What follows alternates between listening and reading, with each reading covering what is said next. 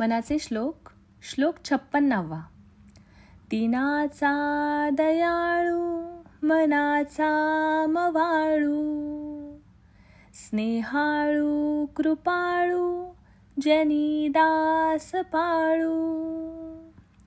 तया अंतरी क्रोध संताप कैचा, जगी धन्य तो दास सर्वोत्तमाचा. आपल्या 56व्या श्लोकात समर्थ म्हणतात, दीनाचा दयाळू मनाचा मवाळू, स्नेहाळू कृपाळू जनी दास पाळू.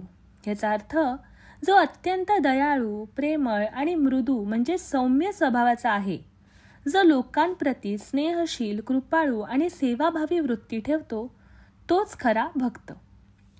तया अंतरी क्रोध संताप कैचा, जगी धन्य तो दास सर्वोत्तमाचा. याचा अर्थ, ज्याच्या अंतःकरणात कधीही क्रोध किंवा संताप नाही, तोच या जगात खरोखर धन्य आहे, कारण तोच परमेश्वराचा सर्वोत्तम भक्त आहे. धन्यवाद.